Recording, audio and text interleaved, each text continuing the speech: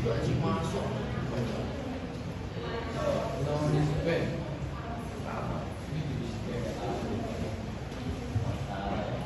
Ada berapa?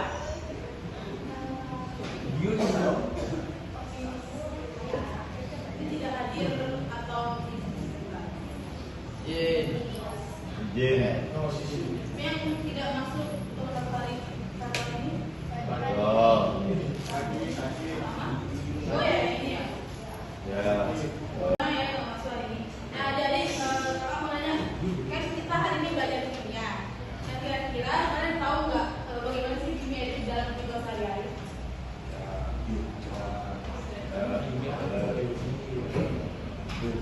Nah, ternyata di dalam kehidupan sehari-hari kimia itu sangat berperan penting dalam kehidupan kita. Mulai dari kebutuhan sandang, pakaian yang kalian gunakan, kemudian kebutuhan pangan, makanan yang kalian konsumsi, dan juga kebutuhan papan, tempat tinggal kita. Tidak lepas dari yang namanya kimia.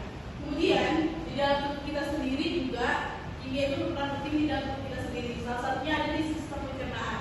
Ada yang tahu nggak di mana kimia atau senyawa kimia itu langsung di sistem pencernaan? Iya, di lambung. Kira-kira ada apa sih di lambung? Ada asam lambung. Nah, untuk itu kalau mau tanya, kalian pernah nggak merasakan gejala asam lambung? Apa sih gejalanya? Pengen mual, kemudian Ngantuk. nah, nah oke, jadi untuk itu sebelumnya kakak udah kasih nih kelompok nama kelompok yang untuk bagi kelompok. Sudah tahu nama kelompoknya? Tahu nggak sekolah? Kinestetik, kemudian ada visual dan juga auditory. Kelompok kinestetik ada berapa kelompok? Dua kan? Kemudian kinestetik, kemudian di sini visual, auditornya nanti di belakang. Ayo, coba duduk sesuai dengan kelompoknya masing-masing. Oh ya, jadi di sini kakak akan membagikan LKPD sesuai dengan gaya belajar kalian. Jadi tadi kelompok satu kinestetik kan? Ya.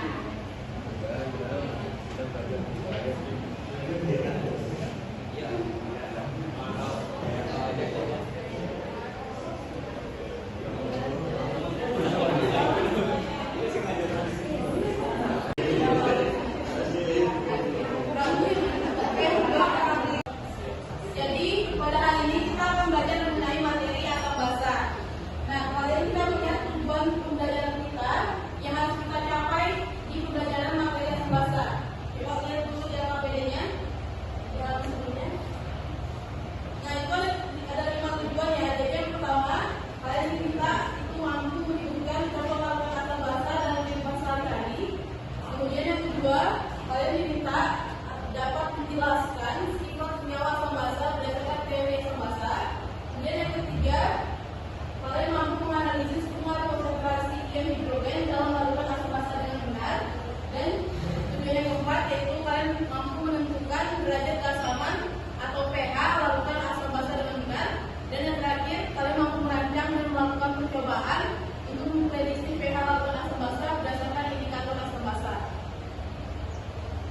Nah, sebelum itu di kegiatan pembelajaran 1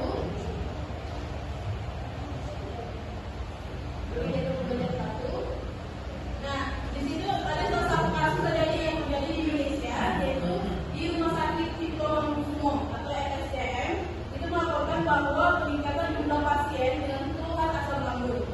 Nah, sebagian besar pasien itu mengalami nyeri perut sebagai gejala utama.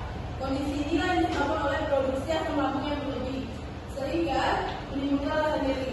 Untuk meredakan gejala tersebut, dokter menganjurkan konsumsi antasida sebagai langkah penanganan.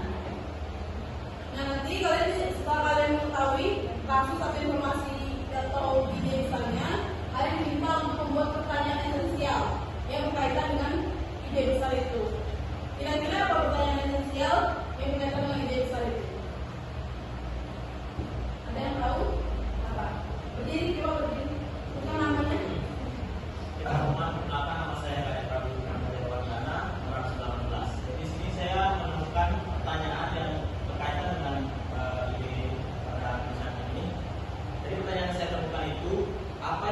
menyebabkan asam lambung, produksi asam lambung berlebih. Dan yang pertanyaan kedua yaitu mengapa konsumsi antasida bisa menjadi langkah penanganan produksi asam lambung. Ya, dan ulangan semuanya.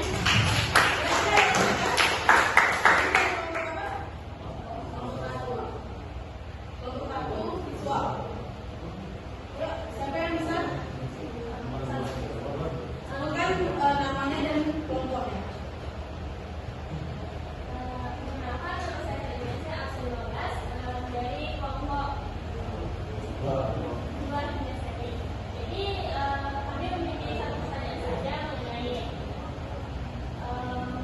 ide dari permasalahan ini, yaitu bagaimana mekanisme atau cara kerja antasida yang dikonsumsi oleh mereka. Boleh. Ulangi semuanya.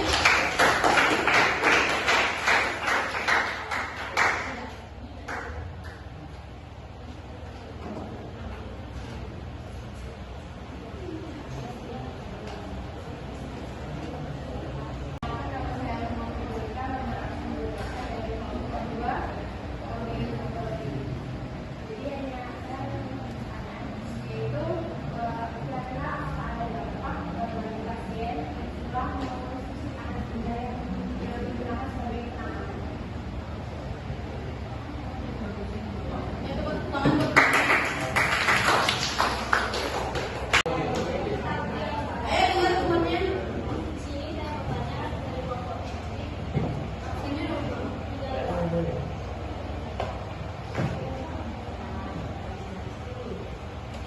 Jadi izin bertanya, selain konsumsi antasida, langkah apa saja yang dapat dilakukan untuk mencegah dan mengatasi penyakit asam lambung? Kalau pertanyaan saja. Tepuk tangan buat temannya.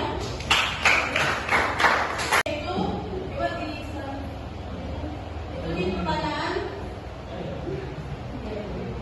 Kita masuk ke tambahan. Jadi yang pertama itu tidak kita membuat menuliskan pertanyaan pembimbing. Jadi kan ini kan mengenai asam lambung dan antasida.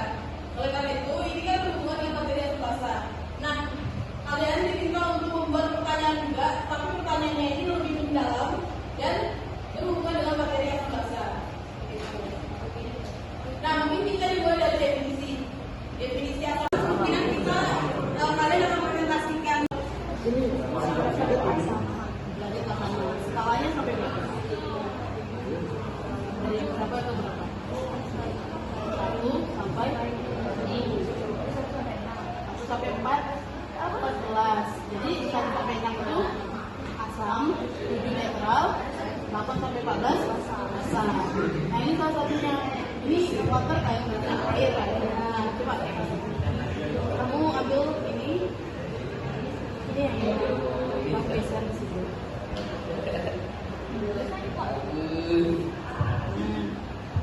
Mungkin ini maksudnya tidak. Mungkin kena air ya. Nggak tahu.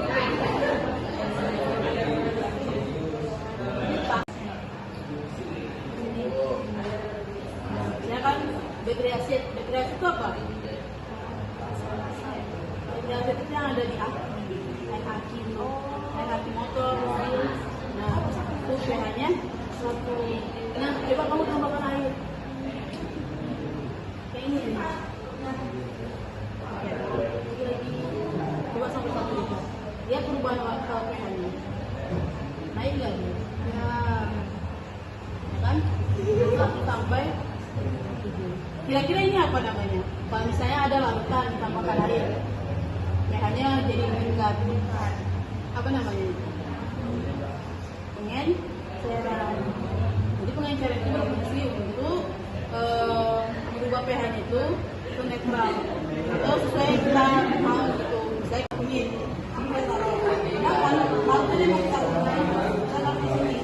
Yang tadi kita taruh air deterjen, kemudian kue, kemudian air pipis, air mineral atau karbohidrat, ya kan? Ya, nanti kita kasih nama pakai ada nanti. Dan setelah itu nanti kita taruh sini. Kita ngambilnya itu pakai ini. Tahu ini apa namanya? Pet tetes. Ini pet tetes. Ini kita tetes untuk yang baru. Kemudian ini kita tetes untuk yang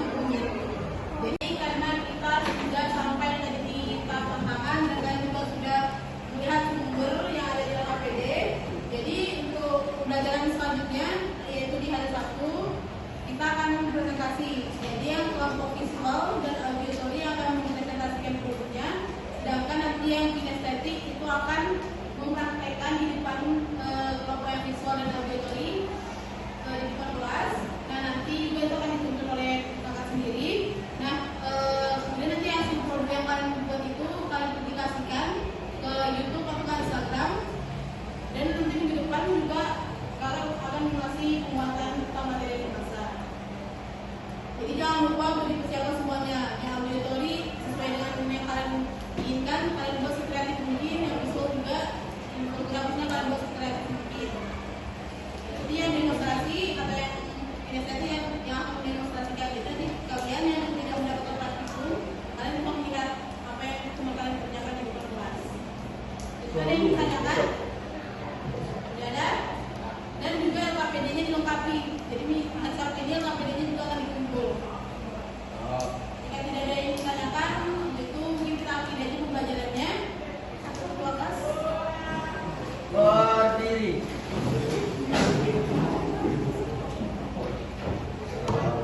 Doa dimulai.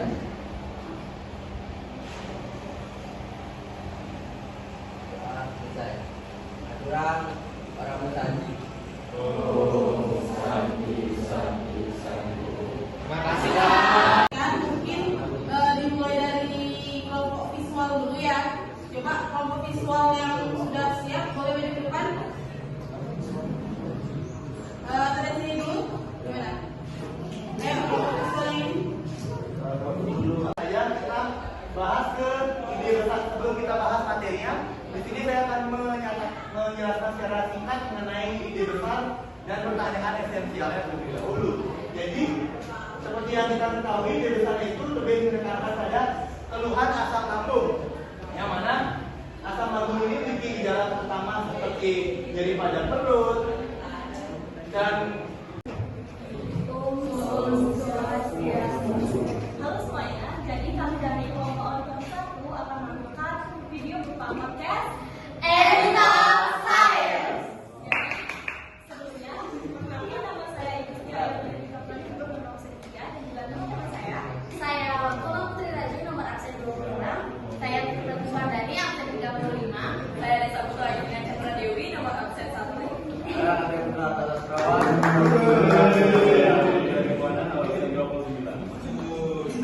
Nah, jadi tanpa membuang lagi, kita akan menyaksikan video nomornya silakan.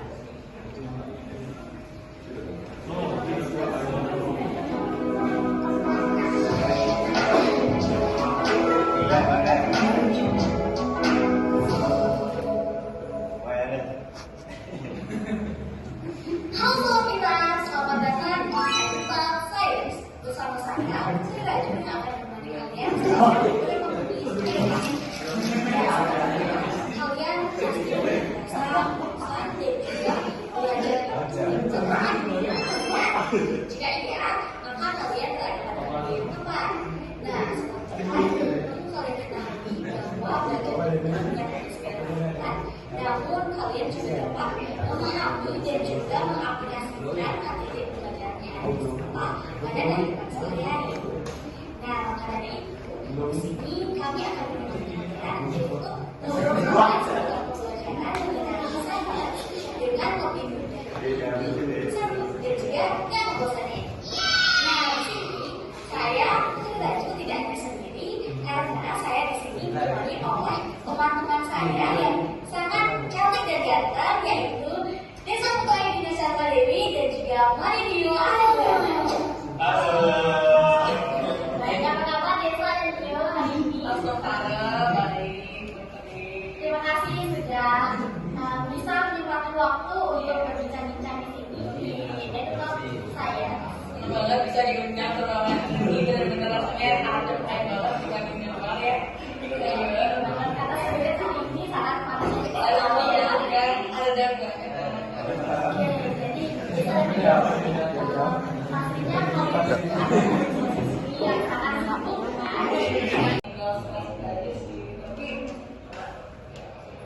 Nah, kalau asam lambung pernah nggak kalian? Karena jarang makan itu. Kalau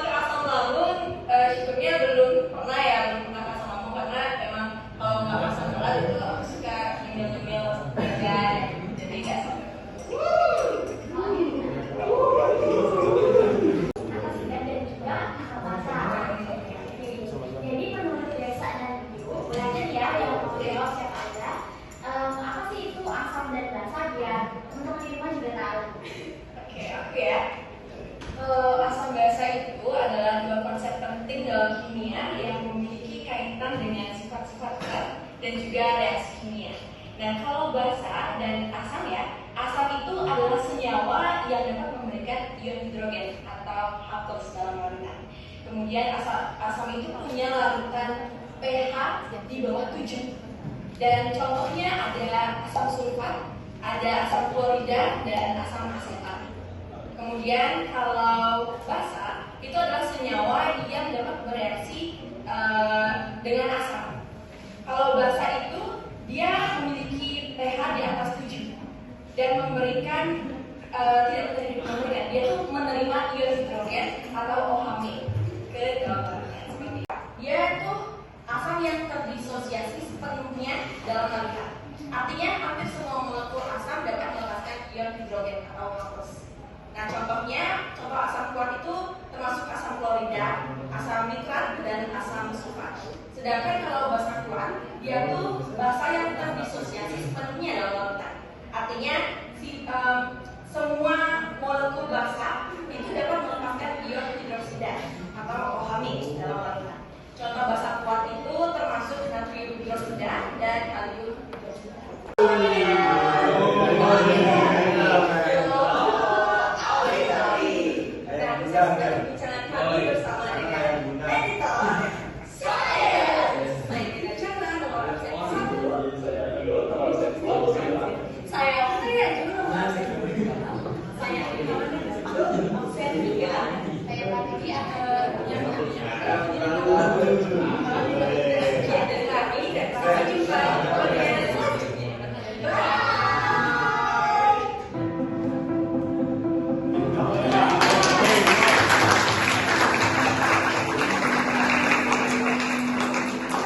Oke teman-teman semuanya, sekian penampilan video podcast dari kelompok auditor 1.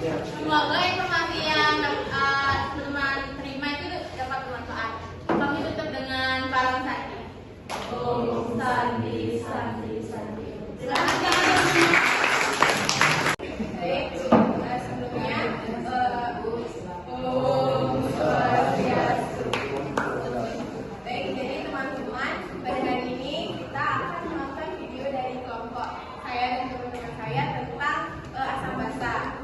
Sebelum itu, perkenalkan nama saya Muhammad Yudika, absen 28. Nama saya Tetap Sama Sofiana, absen 21. Nama saya Gede Budi Ariantasana, nomor absen 2. Nama saya Manila Jaya absen 30. Saya Kakak Septiana, nomor absen 13. Selamat menyaksikan. Asam lambung? Ya, asam lambung memang sudah tidak asing lagi di telinga. Hal itu dikarenakan penyakit asam lambung merupakan 10 besar penyakit dengan jumlah penderita terbanyak di Indonesia. Berdasarkan data dari Kementerian Kesehatan, asam lambung pun merupakan gangguan yang paling sering dialami oleh dewasa. Asam lambung yang dalam istilah medis memiliki nama gastroesophageal reflux disease atau disingkat GERD. Ini sebenarnya adalah masalah yang terjadi pada pencernaan. GERD ini diartikan sebagai gangguan yang membuat makanan dan asam lambung perut naik kembali ke saluran esophagus. Namun, masih terdapat beberapa orang yang miskonsepsi bahwa GERD itu sama dengan MAT. Kenyataannya, GERD dan MAT itu merupakan dua hal yang berbeda, meskipun gejala yang dirasakan. Kenapa ini beda?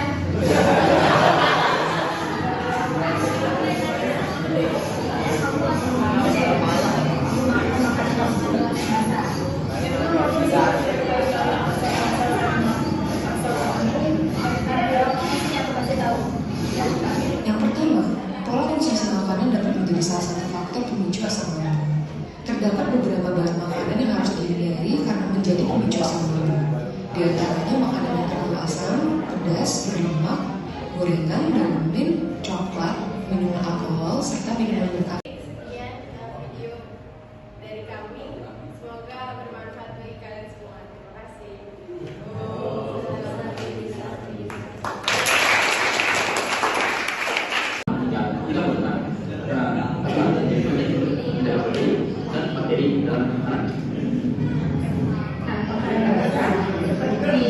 Seperti hijau dan air alkali memang baik, tetapi jika dikonsumsi terlalu berlebihan dapat menyebabkan gangguan pencernaan, alkoholisasi, metabolik, serta gangguan fungsi ginjal. Makanan memang benar bisa mempengaruhi mood dan suasana hati kita.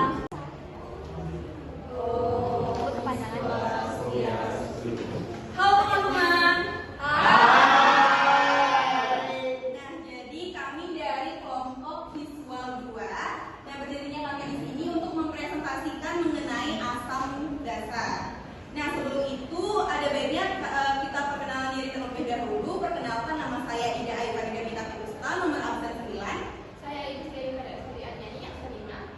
Saya Putri Napriani yang 36. Saya bisa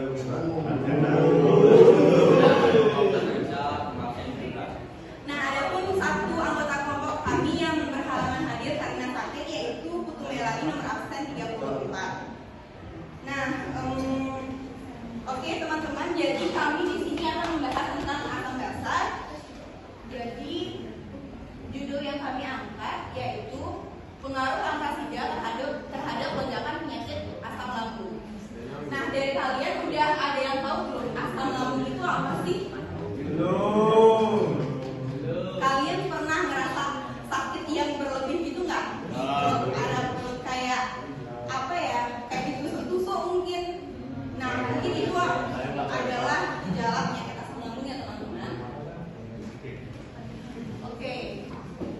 Jadi kita lanjut ke ide besar atau idea, yaitu Rumah Sakit Cipto Mangunkusumo atau RSCM melaporkan peningkatan jumlah pasien dengan keluhan asam lambung. Nah, sebagian besar pasien mengalami nyeri perut sebagai gejala utama. Kondisi ini disebabkan oleh produksi asam lambung yang berlebih sehingga menimbulkan rasa nyeri di perut. Untuk meredakan gejala tersebut, dokter menganjurkan konsumsi antasida sebagai langkah penanganannya. Nah, dari kalian, apakah udah tahu antasida itu apa? Tidak. Mungkin sebagian besar belum tahu ya, nanti kita akan bahas juga di sini. Oke, untuk pertanyaan esensialnya itu akan dibacakan oleh Bung Indra. Pertama, apakah setelah pasien mengkonsumsi antasida, pasien tersebut akan langsung sembuh? Jika tidak, apakah ada alternatif pengobatan lain yang dapat diberikan? Yang kedua, mengapa asam lambung dapat menimbulkan rasa nyeri pada perut? Itu jawaban akan dilanjutkan oleh Dina. Oke, kita ke pertanyaan pembimbing dulu ya teman-teman. Untuk pertanyaan pembimbing itu akan dibacakan oleh Rosita. Di sini kami menampilkan 6 pertanyaan pembimbing. Yang pertama yaitu apa yang dimaksud dengan asam lambung? Yang kedua, bagaimana pertolongan pertama jika asam lambung kambuh? Yang ketiga, apa yang dimaksud dengan antasida? Yang keempat, bagaimana mekanisme kerja antasida untuk meredakan asam lambung? Yang kelima, bagaimana kaitan antara antasida dengan asam basa? Dan yang terakhir yaitu bagaimana cara membedakan asam kuat dan asam lemah?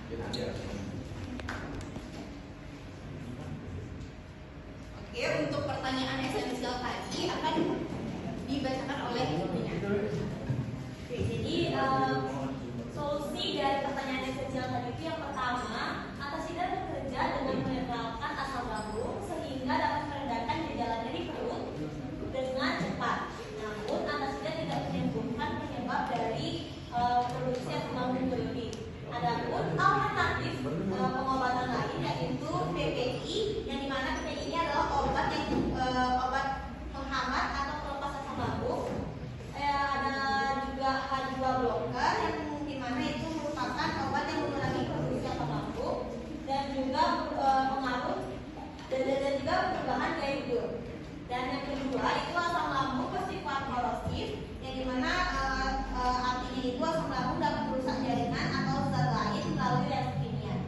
Dan jika jumlahnya berlebih atau naik ke kerongkongan, asam ini dapat mengiritasikan dan merusak lapisan pelindung lambung dan juga kerongkongan. Nah, iritasi dan kerusakan ini menyebabkan peradangan dan juga sensasi nyeri pada perut. Baik, jadi yang terakhir yaitu ada kesimpulan akan dibacakan. Kesimpulannya, RSCM atau Rumah Sakit Cipto Mangunkusumo mencatat peningkatan pasien dengan keluhan asam lambung, terutama nyeri perut. Nah, nyeri perut ini disebabkan oleh asam lambung yang berlebihan. Asam lambung dapat mengiritasi dan merusak lapisan lambung serta kerongkongan. Antasida dapat meredakan gejala nyeri perut. Om Swastiastu. Halo semuanya. Kan kami dari kelompok 2 kinestetik akan mempraktekkan larutan kimia mengukur konsentrasi ion H+ dan OH- di selamat menyaksikan.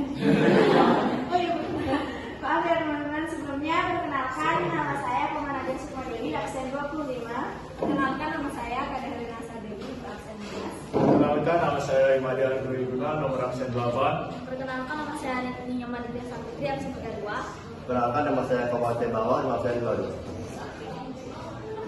Baik, langsung saja kami akan mencoba percobaan. Sebelum itu, kami akan memperkenalkan alat-alat untuk praktikum kami. Ini yang pertama ada yang namanya gelas ukur. Terus yang kedua gelas kimia. Lalu ini sama yang keempatnya ini. Terus ini pipet tetes ya. Lalu ini namanya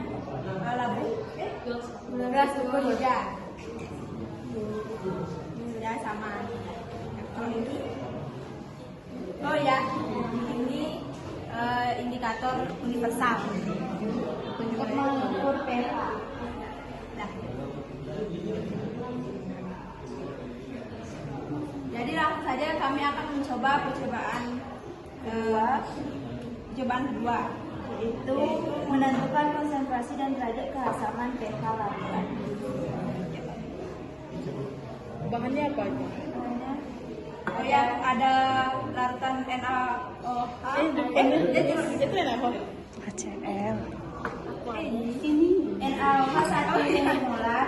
NaOH Ini molar sama ya, sama HCl.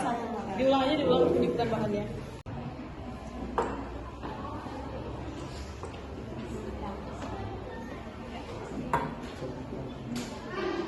Jadi teman-teman, di sini ada 1 molar HCl di sini, terus ada NaOH 1 molar, dan di sini juga ada Aquades untuk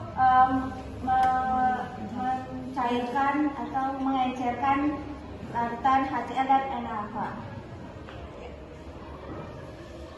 Jadi langsung saja larutan HCl kami tuang ke gelas ukur. Berapa mili? Dengan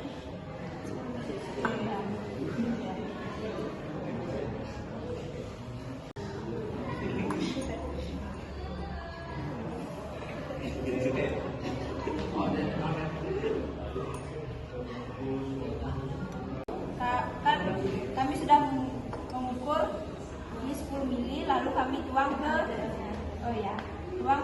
gelas.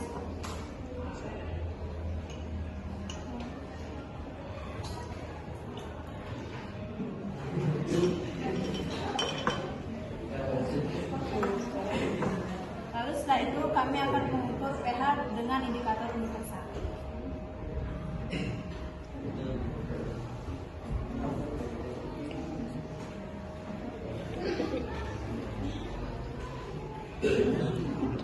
Pengecekan dari larutan HCl, kami sudah menemukan pH-nya yaitu sebesar 1. Selanjutnya larutan NaOH. Jadi untuk pH-nya tuh ada di angka 11. Ini HCl, makanya pH-nya 1. Nah, coba yang NaOH. pH-nya 1 sampai 2. Saya 12 sampai 14. Dibaliknya. Udah. 13 atau berapa? Mengukur pH-nya. Jadi pH awal HCl itu ada 1, yang mana pH 1 itu merupakan asam kuat. Jadi HCl merupakan asam kuat. Dan pH awal NaOH itu adalah 11. Jadi pH 11 sampai 14 itu kan basah. Jadi NaOH merupakan larutan yang basah. Sekarang kita akan mengencerkan larutan menggunakan Aquades dengan menambahkan 90 mili Aquades. Di bawah nggak boleh deh. Gak usah takut, dimerengin aja lagi. Udah. Oke, untuk selanjutnya kami akan mengaduk dengan batang pengaduk.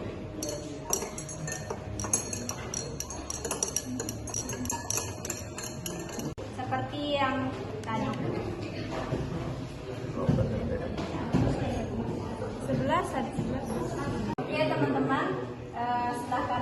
tadi mencoba mengukur pH akhirnya sudah kami temukan. Jadi kan tadi pH awal dari larutan HCl itu 1, dan setelah kami mencoba mencampurkan dengan Aquades, kami sudah menemukan pH akhir dari HCl yaitu 2.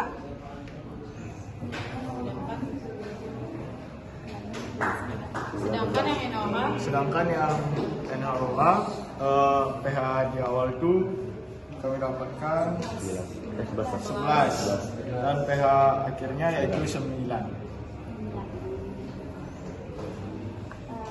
Nah teman-teman, jadi tadi kan sudah didapatkan pH dari NaOH dan HCl. Jadi kita akan lanjut ke penghitungan konsentrasi akhirnya. Jadi ada rumusnya sama dengan M2 kali V2. Nah, jadi M1 itu artinya konsentrasi awal dan M2 konsentrasi akhir. V1 volume awal dan V2 volume akhir. Nah, jadi konsentrasi awal itu kita dapatkan 1 molar.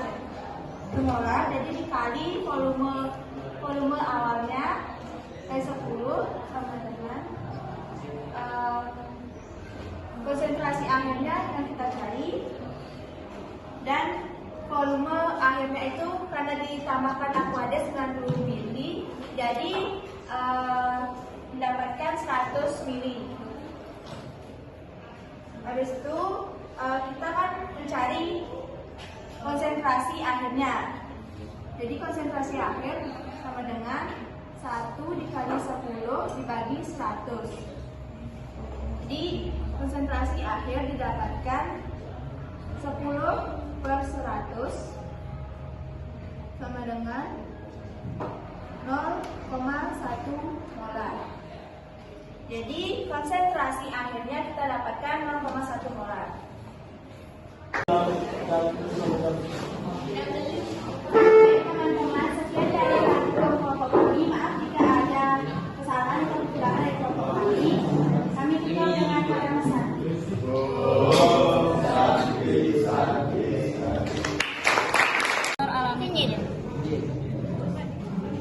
Deterjen.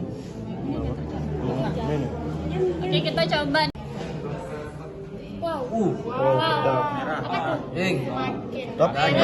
Tadi kuning sama berarti. Pekat. Soda. Pelan-pelan. Soda. Kayaknya di soda kue. Jadi kuning.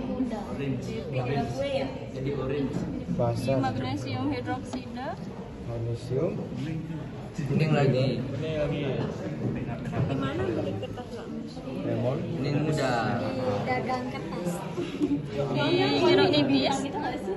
Itu nyawan IPR tuh. Teng. Oh, bener nih on. Tugas cheese. Kalau belum Aquades. Dan yang terakhir di Aquades. Aquades.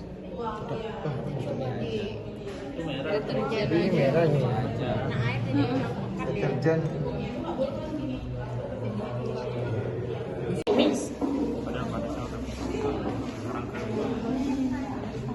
Berubah menjadi warna apa itu? Warna. Ya, merah. Warna.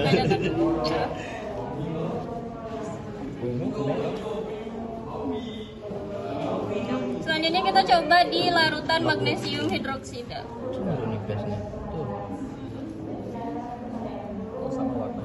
Tel. Nice. Letak ini berarti basah. Jadi ungu. Ini lebih ungu berarti basah. Kita coba di soda kue. Tel. Sama ini. Sama juga. Kita coba di deterjen. Keren banget. Beracun berarti ini. Jadi dia bersifat basah. Basah. Rasa sempurna. Teman-teman, kita akan membuktikan suatu larutan itu bersifat asam atau basah menggunakan indikator alami. Yang pertama yaitu kita gunakan volume. Kita cukup teteskan 2 tetes ke dalam setiap larutannya. Yang pertama kita akan teteskan di Aquades. Iya, nggak kelihatan. Diaduk. Bilang warna yang terjadi apa? Jadi warnanya itu Ayo lihat. ungu.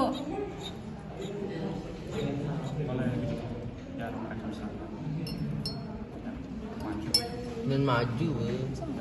Jangan sampai salah ya, ingat ya tempat-tempatnya. Oh, ini dulu.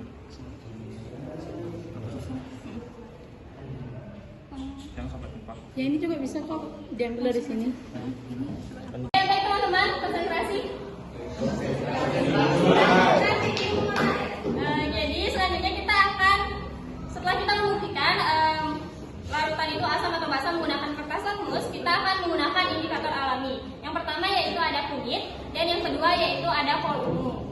Nah, sebelum itu kita teteskan dulu berbagai larutan ini ke dalam patetes menggunakan pipet tetes. Buktikan teman-teman bahwa kertas lakmus biru ini bisa kita gunakan untuk membuktikan bahwa suatu larutan itu bersifat asam atau basa. Nah, kertas lakmus biru ini jika dia berubah warna berarti dia berarti larutannya itu bersifat asam. Nah, jika kertas lakmus merah yang berubah warna berarti larutannya bersifat basa. Jadi untuk kertas lakmus biru itu lebih condong ke kita membuktikan bahwa larutan itu asam, dan kertas lakmus merah lebih condong ke basa. Baik adik-adik, karena kalian sudah membuat proyeknya, selanjutnya kita akan melakukan publikasi atau waktunya publikasi. Jadi di sini kita harapkan adik-adik proyek yang bagian visual itu akan mengupload ke sosial media menggunakan Instagram, dan juga yang auditori itu akan mengupload videonya melalui YouTube. Untuk itu, kalau silakan mengupload adik-adik ke Instagram dan YouTube-nya.